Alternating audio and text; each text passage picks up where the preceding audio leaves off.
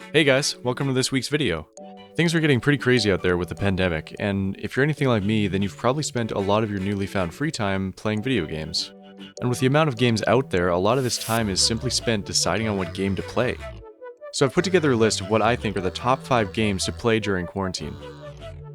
The games that are on this list, I've actually picked them based on their single player experience, so keep that in mind.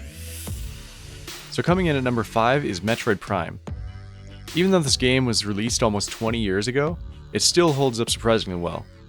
If you consider yourself a completionist, then this game is perfectly designed to have you searching every nook and cranny for things like missile upgrades or extra energy tanks so that you can stay alive longer during those epic boss fights.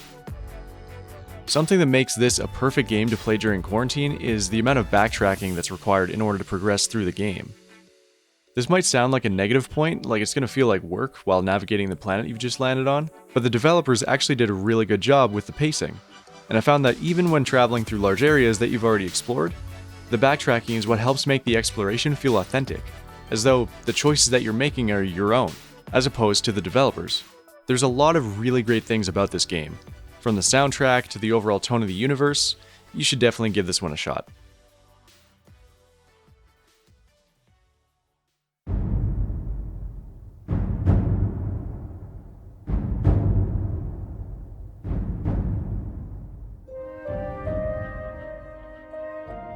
Next on our list is Morrowind. You might be asking yourself why I chose Morrowind over something like Skyrim or even Oblivion. Well, the answer is simple. Depth. See, Skyrim and Oblivion are both great games, but neither of them come close to the amount of quests or guilds that the player has access to in Morrowind. And in addition to that, the character building is much deeper, giving you access to twice as many skills than in Skyrim. Skills like telekinesis or mysticism that completely change how the gameplay feels. This game hasn't aged quite as well as Metroid, but if you're looking for a game that you can really sink your teeth into, then Morrowind is an excellent choice. For our number 3, I've gone with a more modern title. Released in March 2019, Securo Shadows Die Twice is a fantastic game that combines engaging combat with stealth and exploration.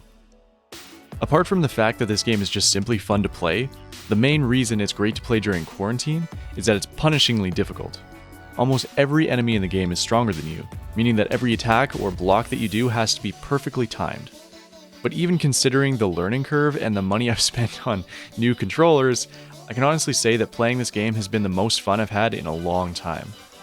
If you're looking for a challenge, but also enjoy the satisfaction of killing a boss after hours of complex trial and error, then Securo is probably what you're looking for. At number 2, I've settled with Minecraft. Although this game is one of the oldest titles on our list, it's constantly being updated and improved. You could easily spend hundreds of hours in this game, and with the size of its modding community, you'll never run out of things to do. I would recommend paying for the Java edition though. If you go with the Bedrock version, not only do you have to pay for all the mods, but you also don't get anywhere near the selection that the Java edition does. If you haven't played Minecraft before, now is the perfect time.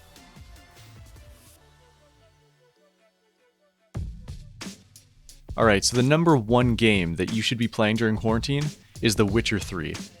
It probably doesn't come as a surprise to those of you that actually played the game before, but for those of you that haven't, this is probably one of the best games ever made. Released in 2015, it was nominated for 39 awards and won 18 of those, including the 16th Annual Game Developers' Choice Award. Its gritty atmosphere feels like a fresh and unique take on the medieval fantasy genre that we've seen before.